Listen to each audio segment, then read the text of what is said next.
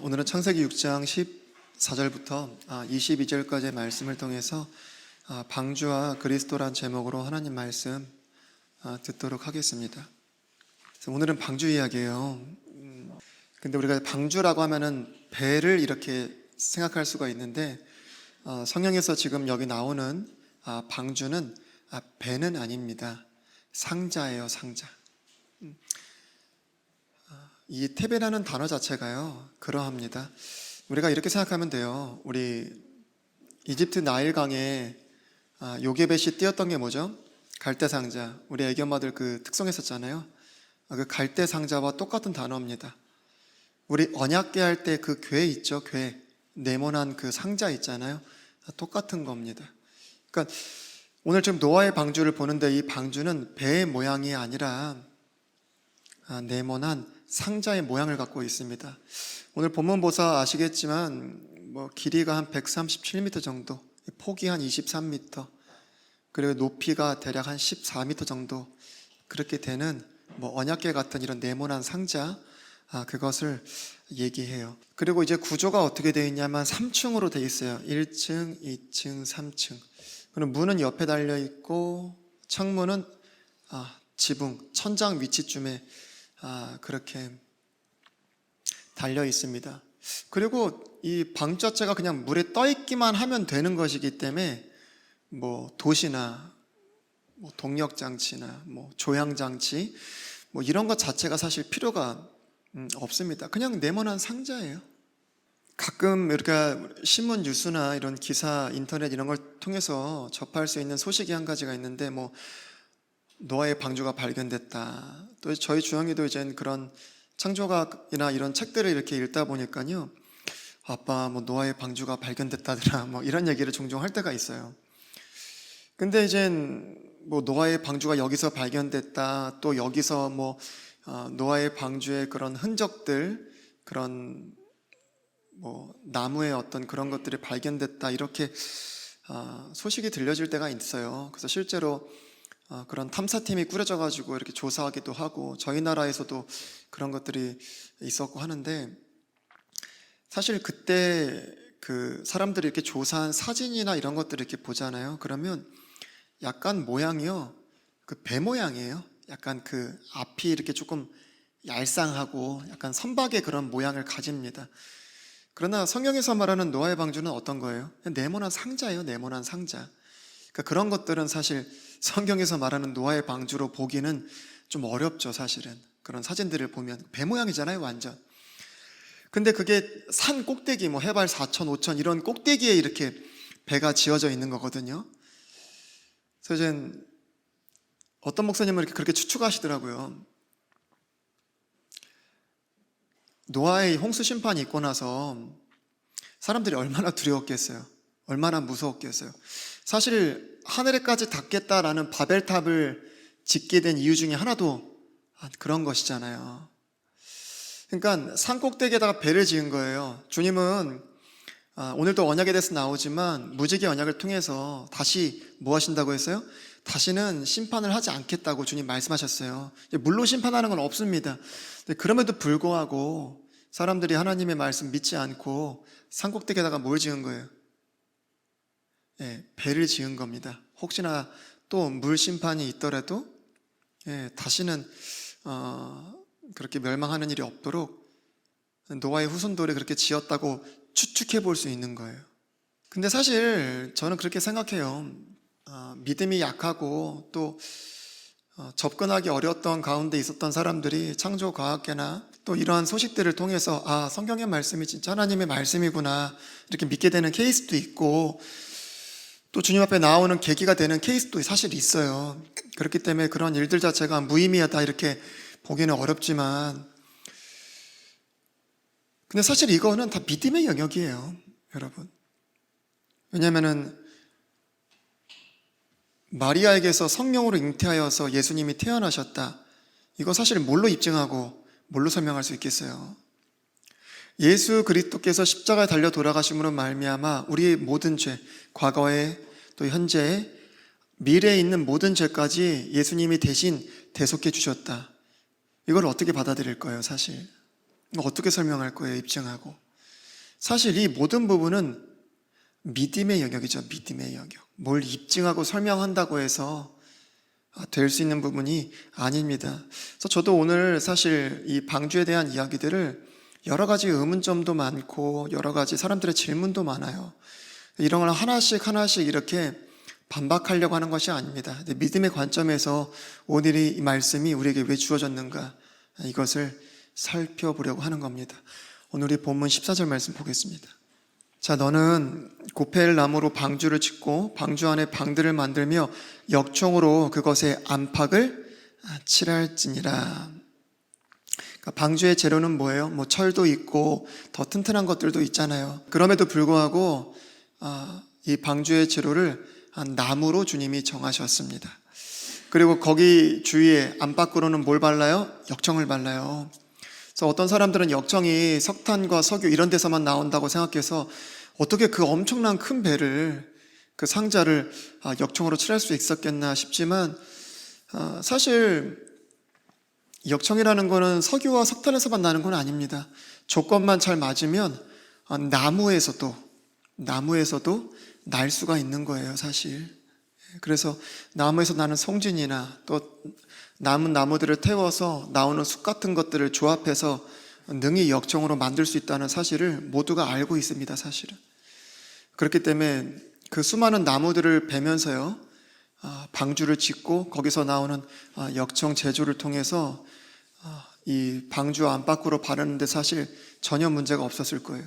그리고 방주의 재료가 나무와 또 역청이라는 사실, 그것들이 갖고 있는 의미는 우리가 이따가 조금 마저 살펴보도록 그렇게 하겠습니다.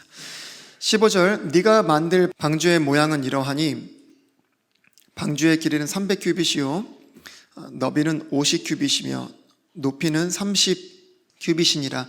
제가 아까 말씀드린 대로 여러분 시대마다 요 큐빗이 뭐라고 했어요? 여기 손가락부터 여기 팔꿈치까지거든요. 근데 이 큐빗은요 사실 시대마다 조금 이렇게 적용하는 게 달랐어요. 그러니까 시대마다 사이즈가 다르다는 얘기예요. 여러분 보통 시대마다 요 사이즈를 이렇게 정하는, 기준을 정하는 사람들이 다 누구예요? 이 지배계층에 속한 사람들이란 말이에요. 만약에 여러분 이때 당시에는 누가 있었어요? 강력하고 명성 있는 자들이 있었다고 했잖아요. 그들이 누구죠? 거인들이잖아요. 만약에 그때 당시에 지배계층에 있었던 강력하고 명성 있는 자들, 거인들의 만약에 큐빗으로 한다면 배는 엄청나게 커지겠죠, 사실. 그러니까 정확하게 우리가 배 사이즈를 사실 알 수 있는 방법은 없어요. 대략적으로 우리가 일반적으로 사용했던 큐빗을 가지고 계산해 봤을 때 길이가 한 137, 폭이 한 23, 높이가 한 14m 정도 되는 건데, 제가 숫자 이야기를 하려고 하는 건 아니에요. 왜 치수 얘기를 했냐면, 사람들이 방주에 의문을 갖는 것 중에 한 가지가, 야, 어떻게 그 많은 짐승들이 방주에 다 들어갈 수 있었겠냐 라고 얘기하는 거예요. 그래서 사실 제가 이제 치수 얘기를 한 거고, 또 큐빗에 대해서 다양한 시각을 가질 수 있다는 거, 제가 그런 말씀을 드린 건데, 여러분 아까 제가 말씀드렸잖아요. 이거는 믿음의 영역이라고. 여러분 주님이 실수하세요? 주님은 실수가 없으세요. 주님의 계획은 완벽합니다. 여러분 머리카락까지도 세시는 분이 우리 주님이세요. 참새 한 마리가 떨어지는 것조차도 주님의 주권 아래에 있습니다. 주님이 어떻게 방주를 설계하셨을까요? 그 짐승들을 종류대로 둘씩 이렇게 방주에 들어가게 하셨습니다. 보존하시기 위해서 종류대로 둘씩 들어가게 하신 겁니다. 그들에게 딱 맞는 사이즈를 완벽하게 설계 가운데 노아에게 주셨다고 믿으면 전혀 문제가 없습니다. 머리카락 세는 것보다 쉬운 일이잖아요. 하나님의 구원의 방법은 항상 완벽합니다. 근데 사람들은 어떻게 해요? 그 방법대로 순종하는 것이 아니라 그 하나님의 방법에 뭔가 문제가 있을 것 같고 실수하실 것 같고 온전하지 않을 것 같아서 그 방법에 자꾸 무엇을 더하거나 새롭게 만들거나 그렇게 합니다. 여러분 부족할 것 같아서 하나님께서 주신 그 설계 도면대로 방법대로 방주를 하지 않고 인간의 방법과 계획대로 방주를 만들었다면 어땠을까요? 여러분, 구원의 방법도 마찬가지라고 제가 말씀드렸는데, 여러분 갈라디아 교회 어떻게 했죠? 믿음으로 구원받는 거, 십자가를 통해서 우리의 죄가 말소되는 거, 주님이 정하신 유일한 방법입니다. 근데 갈라디아 교회는 어떻게 했어요? 뭔가 부족해 보였잖아요. 그 하나님의 방법이 뭔가 부족해 보였습니다. 예수님만으로는 안 될 것 같았어요. 그래서 믿음에 무엇을 더했어요?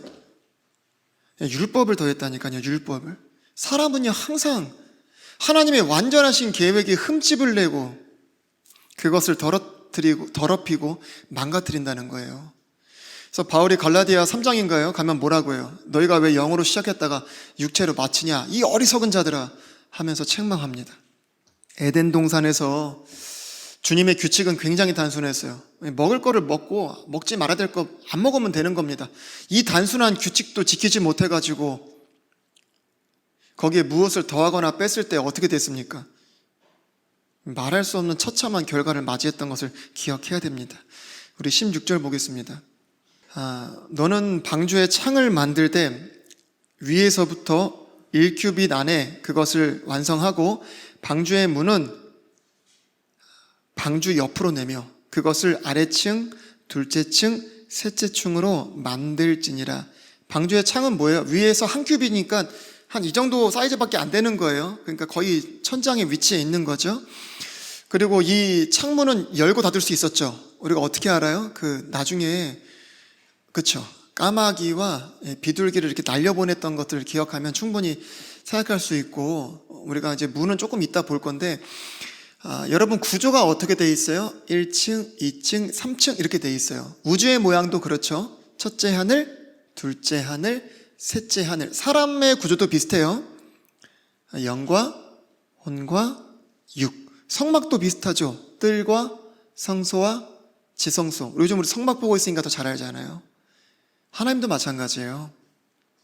그렇죠? 성부 하나님, 성자 하나님, 그 다음에 성령 하나님. 세 분이시지만 하나이십니다. 요한일서 5장 가면 우리가 쉽게 알 수 있는 부분이죠. 우리 17절 보겠습니다. 보라, 나 곧 내가 땅 위에 물들의 홍수를 일으켜 속에 생명의 숨이 있는 모든 육체를 하늘 아래에서 멸하리니 땅에 있는 모든 것이 죽으리라. 주님께서 다시 한번 홍수의 심판을 선포하신 거예요. 선포하신 대로 생명의 숨을 갖고 있는 모든 육체들은 어떻게 됐습니까? 다 죽었어요. 다 멸망했습니다. 여러분, 끝이 아니에요. 지금 현재 우리가 살고 있는 이 세상도 주님의 심판을 기다리고 있습니다. 우리 베드로서 3장 7절 말씀 한번 보겠습니다. 지금 있는 하늘들과 땅은 주께서 같은 말씀으로 보관하여 간직하사 경건치 아니한 사람들의 심판과 멸망의 날에 불사르기 위해 예비해 두셨느니라. 그 사람들이 그런 얘기를 하는 거예요. 이전에 물심판이 있었지만 이제 우리에게 남아있는 것은, 기다리는 것은 무엇이다? 불심판이다. 그런 얘기가 이 말씀에서 나온 겁니다. 우리 18절 보겠습니다. 그러나 너와 더불어 내가 내 언약을 세우리니 너는 너와 네 아들들과 네 아내와 너와 함께한 네 아들들의 아내들과 함께 방주로 들어올지니라. 여러분, 성경에 언약이란 말이 처음 등장해요. 우리가 잘 알고 있다시피 사실 언약이라는 말이 성경에 많이 나오죠.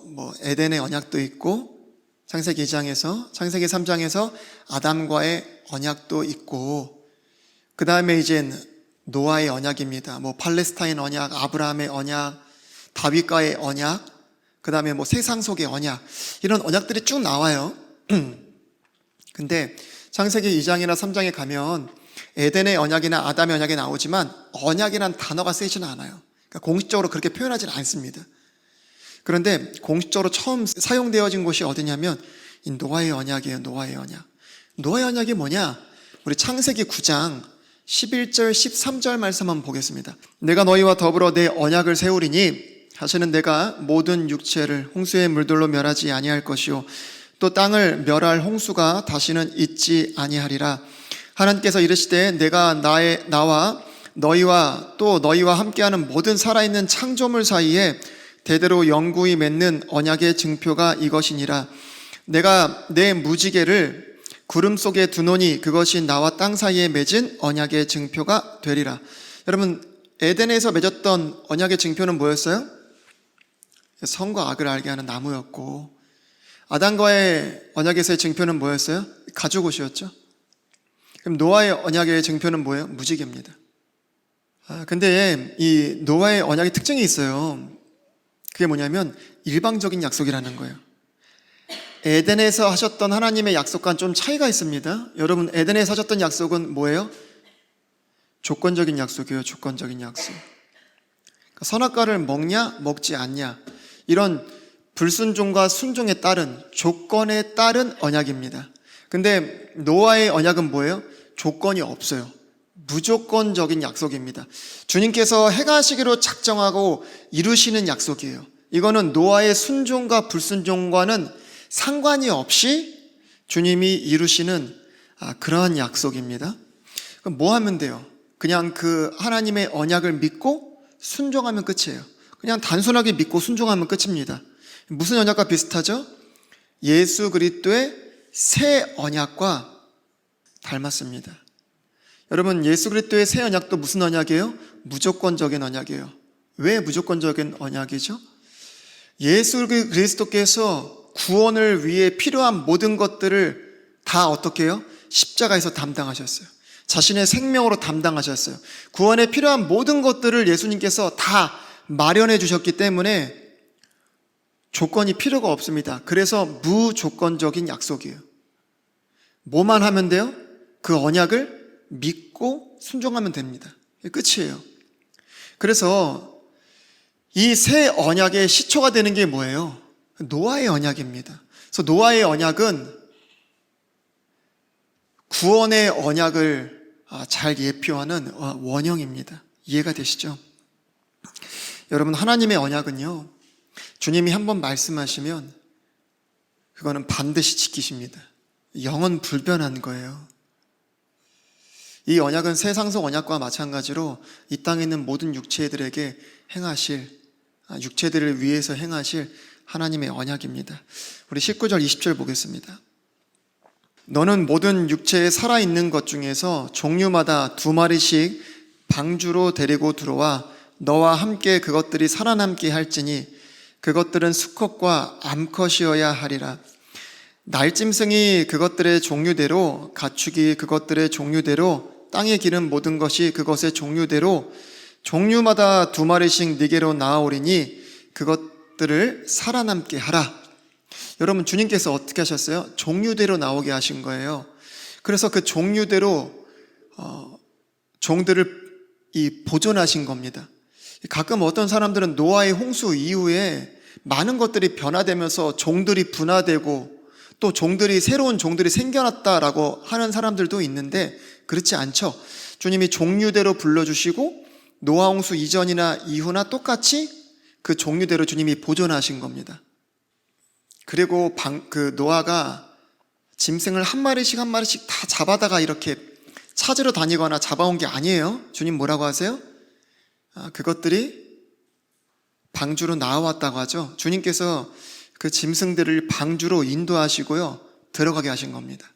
우리 21절, 또 너는 먹을 수 있는 모든 음식을 네게로 가져다가 모으라. 그것이 너와 그것들의 음식이 되리라. 여러분, 식량을 모아서 이렇게 방주에 싣는 거는 노아의 일이었어요. 여러분, 방주 안에는 초식동물도 있고 육식동물도 있었겠죠?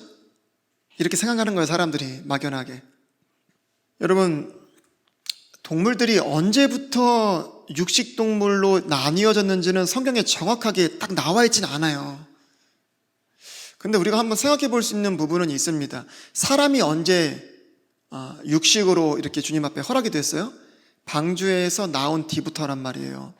그전에도 육식이 있을 수 있어요. 그러나 하나님께서 사람들에게 육식을 허락하셨을 그때가 노아의 방주 이후입니다. 왜냐하면 노아의 방주 이후에 우리가 말씀을 통해서 알 수 있듯이 기후나 환경이나 이런 모든 것들이 다 어떻게 해요? 큰 변화가 있었단 말이에요. 그러니까 이런 기후와 환경의 변화가 있으면 어떡해요? 사람들이 먹는 음식에도 일대 변화가 있을 수밖에 없단 말이에요. 그렇기 때문에 짐승들도 이제 초식과 육식으로 나뉘어졌다 생각할 수 있죠. 사람들에게도 육식을 허락하실 수밖에 없는 그러한 일들을 우리가 생각해 보면 능히 이러한 부분들도 문제가 없습니다. 근데 사실 제가 말씀드렸다시피요, 저는 이런 모든 부분들이 하나님의 말씀을 하나님의 권위로 인정하면 문제가 없다고 생각해요. 왜냐하면은 주님께서 방주에 탄 짐승들 굶기셨겠어요? 이게 되게 원초적인 질문이지만 들풀도 입히시는 주님이시라면 그들을 굶기셨겠냐는 거예요. 하나님의 말씀을 믿으면 문제가 없습니다. 그 육식 동물들이 그 짐승들을 잡아먹거나 사람을 공격하거나 그런 일이 없었겠나? 여러분, 사자굴에 들어간 다니엘이 어땠어요? 그 사자 베고 잤다니까요. 그 말씀만 사실 믿으면 뭐 아무 문제가 없는 거 아닙니까? 그래서 제가 말씀을 드리는 거예요. 그건 믿음의 영역이다. 22절, 노아가 그와 같이 하여 하나님께서 자기에게 명령하신 모든 것에 따라 그대로 행하였더라. 하나님께서 노아에게 명령하신 것을 이 노아는 그대로 다 순종했습니다. 온전히 순종했어요. 여러분, 우리가 순종할 때요, 부분적으로 순종할 때가 있습니다. 이거는 불순종과 다름이 없어요. 우리는 자꾸 스스로에게 내가 불순종한 거는 어쩔 수 없다라고 생각하고요, 순종할 것들만 선별적 순종을 하면서 잘했다 스스로 자화자찬합니다. 여러분, 사울이요, 한번 생각해 보세요. 죽인 짐승이 많았을까요? 살려놓은 짐승이 많았을까요? 죽인 자들이 많았겠습니까? 살린 자들이 많았겠습니까? 죽인 자들이 훨씬 많았을 겁니다, 여러분. 근데 그러한 선별적 순종을 주님이 뭐라고 말씀하시죠? 순종이나 듣는 것이 그 어떤 희생물이나 제사보다도 훨씬 낫다는 겁니다.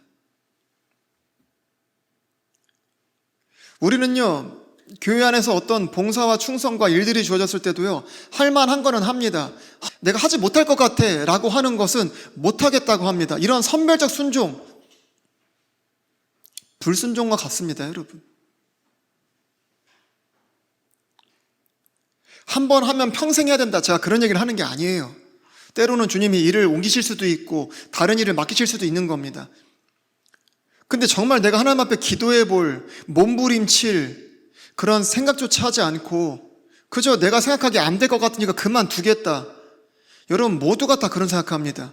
그러나 끝까지 버티는 사람이 있고 끝까지 견디는 사람이 있을 뿐이에요. 그 차이 말고는 없습니다. 그 차이에 주님이 믿음을 부어주시고 능력을 부어주시고 그에게 기쁨을 주시고 보상을 주십니다. 그 차이를 극복하지 못하는 사람은 그 부분을 누릴 수가 없어요. 여러분, 부족한 가운데 힘든 가운데 순종하려고 하는 자에게 주님이 능력을 주시지 않으시겠어요? 지식과 지혜를 주시지 않으시겠어요? 저는 그런 것들로 스스로를 자화자찬하거나 위로하는 일은 없었으면 좋겠어요. 노아는요, 주님 앞에 의롭다 칭함을 받았죠. 참 그 세대 가운데 완전하다, 주님 이런 말씀을 주님으로부터 들었는데 이유가 여기에 있는 겁니다. 히브리서 11장 7절에 가면 노아의 믿음에 대해서 이렇게 기록했어요. 믿음으로 노아는 아직 보지 못한 일들에 대해 하나님으로부터 경고를 받고 두려움으로 움직여 방주를 예비함으로 자기 집을 구원하였으니, 참 보지도 못한 일들임에도 불구하고 두려움 가운데 수많은 사람들이 미쳤다고 조롱했지만 열심히 순종했습니다. 그 순종의 빛은 주님의 심판이 임할 때 발했죠. 그때 빛을 발한 겁니다. 근데 우리가 히브리서 11장 7절에 있는 말씀처럼 그 믿음이 자기 집을 구원했다는 말씀들을 통해서 한 사람의 믿음이 얼마나 중요한지 참 알 수 있죠. 여러분, 저희 교회도 아직 가족들이 온전히 구원받지 못한 그런 성도님들도 계십니다. 가슴 아픈 일이에요.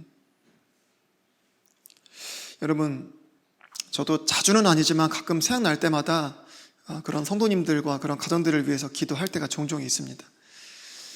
참 가슴 아픈 일이에요, 정말. 여러분, 저는 믿는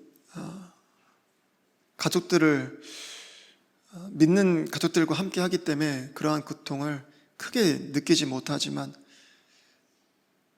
만약에 제 아내가 정말 구원받지 못했다라고 한다면, 제 자식들이 구원받지 못한 자들이라고 한다면 참 가슴 아플 것 같아요. 그렇다고 여러분, 가족들이 구원받지 못한 이유가 여러분들의 잘못이라고 제가 말씀드리는 것은 아닙니다. 여러분들이 정말 열심히 복음을 선포하고 전도해도 안 될 수 있어요. 우리는 그것을 알아야 됩니다. 주님이 능력이 없으시거나 방법이 부족하셔서 이 땅에 있는 모든 사람들을 구원하지 못하시는 것은 아니기 때문에요. 근데 그럼에도 불구하고 우리가 사도행전 10장인가요?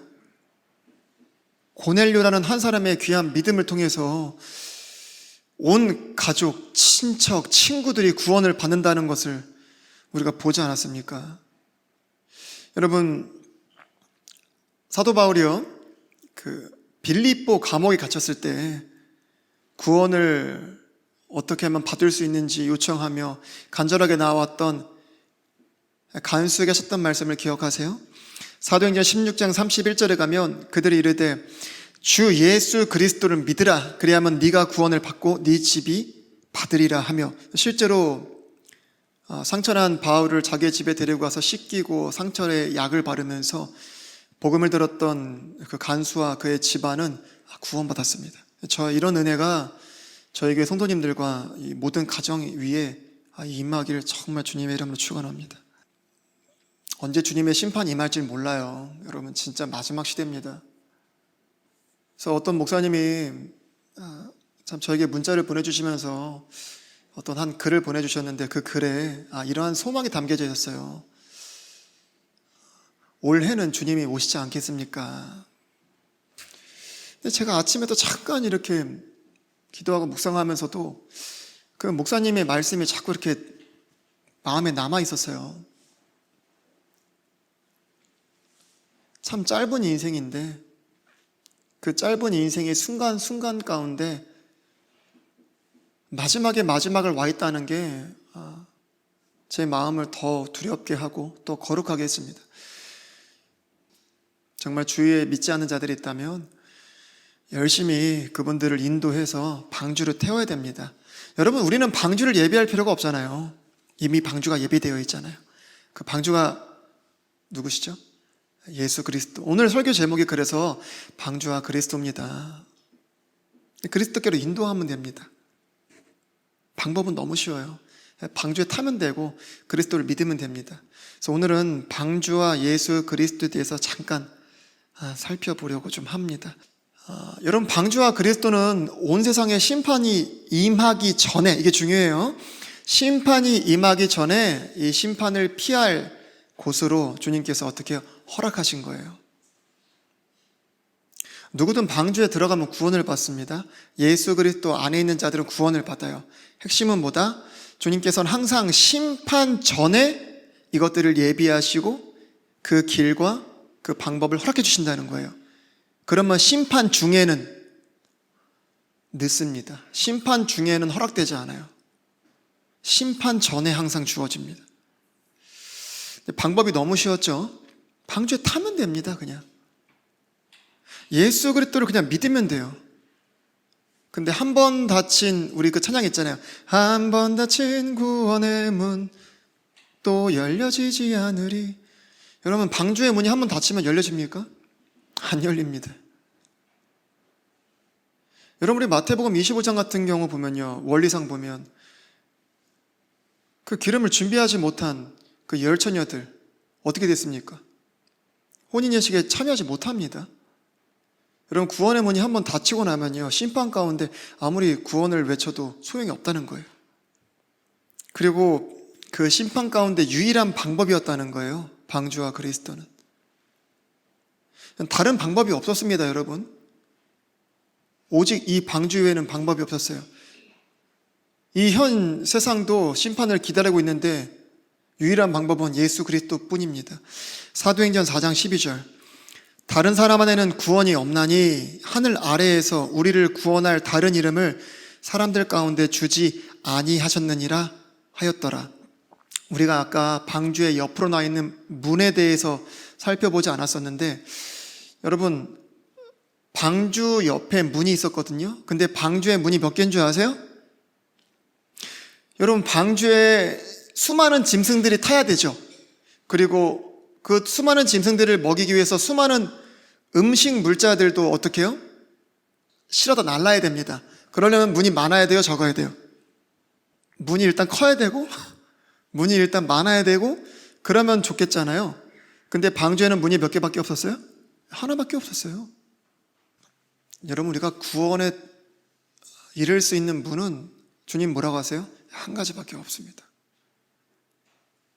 주님이 요한복음에 자신을 향해서 나는 양들의 문이다 그러셨어요. 주님 말고는 우리가 구원에 이를 수 있는 문이 없습니다. 그리고 그 문이 어디 있었다고 그래요, 여러분? 옆에 있었다고 하죠. 이는 예수 그리스도께서 우리를 위해서 옆구리에서 창에 찔리심으로 말미암아 물과 피를 다 쏟으신 장면을 연상케 하죠.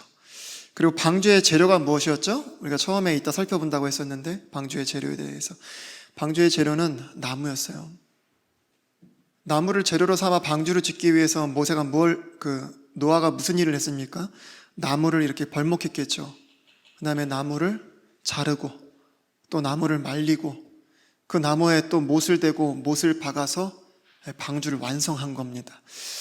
여러분, 우리 예수님도요, 어떻게 되셨죠? 잘리시고 찢기시고 그리고 십자가라는 나무에 어떻게 해요? 못 박히셨죠. 우리 이사야 53장 2절 말씀 한번 보시겠어요? 여러분, 예수님은 이렇게 나무로 방주를 지으셨듯이 우리의 구원의 방주가 되시기 위해서 어떻게 해요? 친히 찢기시고 잘리시고 또 나무로 된 십자가에 못 박히셨습니다. 그리고 겉에는 뭐가 발라져 있었다고요? 말씀드렸죠? 역청이 발라져 있었다고 말씀드렸죠? 역청은 시커먼 색이잖아요. 여러분, 한번 상상을 해보세요. 네모난 대충 지어진 1층, 2층, 3층짜리 상자에 시커먼 역청이 발라져 있다고 한번 생각해 보세요. 아름답습니까, 여러분? 보기에 어때요? 그래서 이사야 53장 2절에 말씀하는 겁니다. 우리 예수님을 표현할 때 그가 그분 앞에서 연한 초목같이 마른 땅에서 나온 뿌리같이 자랄 터이니 그에게는 모양도 없고 우아함도 없으며 우리가 그를 볼 때 그를 흠모할 만한 아름다움이 없도다. 아마 그렇기 때문에 그때 당시에도 방주를 더 무시하고 예수 그리스도를 더 무시했는지 모르겠어요. 문이 하나였던 것처럼요, 다른 구원의 방법이 없었던 것처럼 그때 당시나 지금이나 오직 구원은 방주뿐이었다는 거예요. 예수 그리스도뿐이었다는 거예요. 근데 그 모양이 어땠다고요?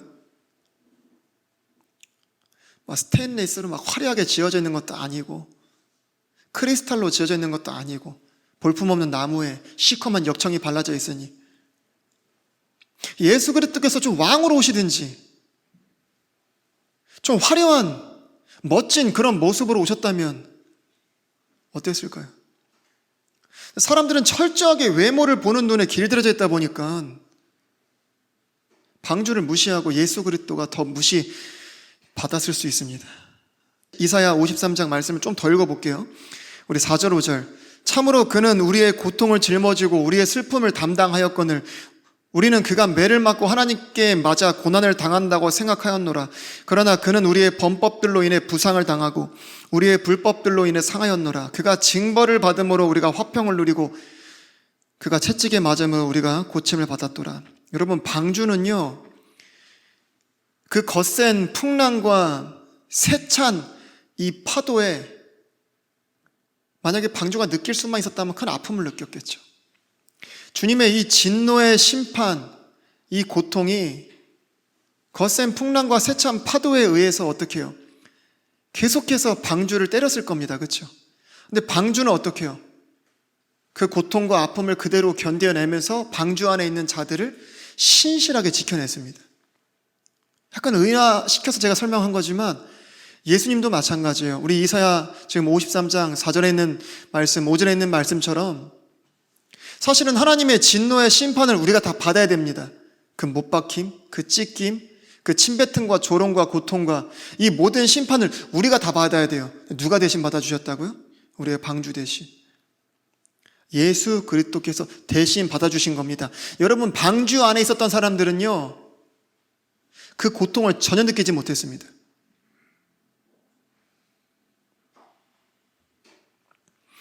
여러분, 방주 안에 있는 자들은 안전했어요. 그 심판의 물이 스며들지 못했고, 또 안에 있는 자들이 밖으로 쓸려 나가는 일도 없었습니다. 그 문은 튼튼했고 방주는 튼튼했거든요. 방주는 튼튼했기 때문에 그렇습니다. 우리 말씀 하나 보겠습니다. 요한복음 10장 28절 29절. 내가 그들에게 영원한 생명을 주노니 그들이 결코 멸망하지 않을 것이요 또 아무도 내 손에서 그들을 빼앗지 못하리라. 그들을 내게 주신 내 아버지는 모든 것보다 크심에 아무도 내 아버지 손에서 능히 그들을 빼앗지 못하느니라. 그래서 저는 사실 이 배에 발라진 역청을 생각할 때요, 주님의 은혜다 이렇게 생각했어요. 왜 그러냐면 하나님의 구원이 어떻게 주어지죠? 우리에게 은혜로 주어지잖아요. 은혜로. 여러분, 만약에 은혜가 아니라 우리의 어떤 조건과 행위에 의해서 구원이 주어졌다면 마치 그 배 안팎으로 둘러진 역청에 마치 구멍이 이렇게 뚫려서요, 구멍이 뚫려서 그 사이로 물이 새 들어오고 결국에는 그 배가 어떻게 됐을까요? 침몰했겠죠. 근데 조금의 그러한 구멍도 없이 하나님의 은혜는 완벽하기 때문에요, 우리의 구원이 은혜로 온전히 덮여져 있기 때문에 배가 침몰할 일은 전혀 없다는 사실입니다. 그리고 아까 19절 20절에서도 봤듯이 방주 안에는 동물들이 타기에 조금도 부족함이 없었어요. 예수 그리스도 안에도 부족함이 없습니다. 제가 왜 이 얘기를 하냐면, 우리 전도하다 보면요, 사람들이 그런 얘기 하잖아요. 이거는 비아냥거리는 말이지만 나까지 천국 가면 천국이 비좁아서 안 된다, 천국에 자리가 없다 등등. 정말 그래요? 우리 예수님께서 뭐라고 말씀하시죠? 내 아버지 집에는 거할 곳이 많다. 이 세상에 있는 모든 사람들을 주님이 다 품으셔도요, 공간이 많습니다. 그런 걱정은 하지 않으셔도 돼요. 그 다음에 21절에 보면 방주 안에는 양식도 부족하지 않았어요. 거기 있는 모든 짐승들이 먹기에, 또 노아의 가족들이 먹기에 부족함이 없었고, 여러분, 예수 그리스도 안에 있을 때는요, 주님께서 우리의 모든 필요를 다 어떻게 하세요? 공급하시고 채우십니다. 부족함이 없어요. 그리고 노아 방주 안에는 평안과 안식이 있었어요. 겉에 있는 심판과는 다르게 평안과 안식이 있습니다. 여러분, 예수 그리스도 안에 있는 자들은 뭐예요? 주님이 주시는 평안과 안식이 흘러넘칩니다. 그리고 마지막으로 저희가 한 가지 방주와 그리스도를 통해서 비교할 수 있는 부분이 있는데, 그게 뭐냐면, 여러분, 방주에 있는 사람들이 언제 땅에 내려와요? 심판이 다 끝나고 내려오잖아요. 심판이 다 끝나고 내려옵니다. 그리고 방주가 어디 떠 있었어요? 주님의 심판?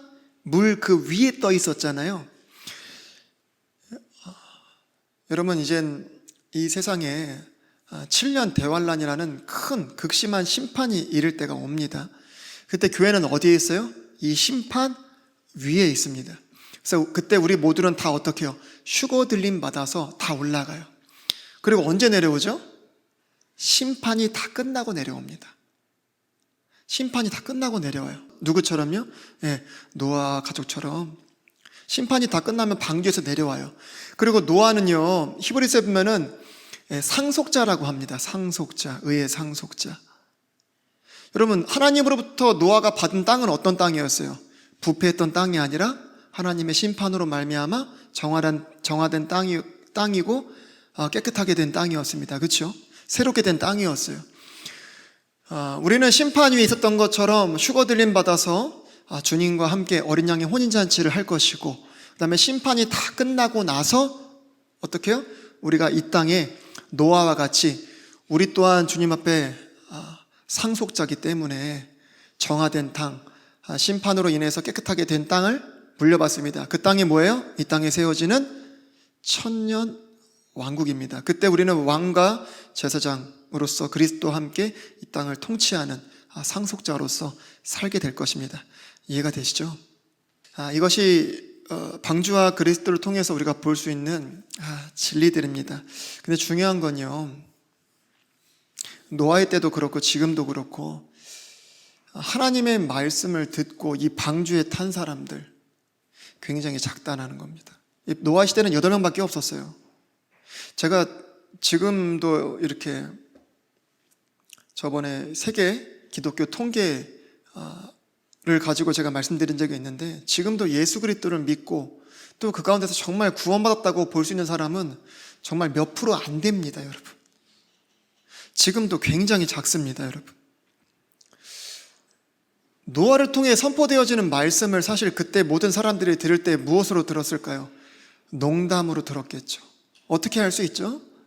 두 번째, 은혜로 말미암아 구원을 받았던 롯이요, 이제 불로 심판이 임한다는 이야기들을 자기 그 딸들과 사위들에게 했을 때 사위들이 무엇으로 여겼다고 그래요?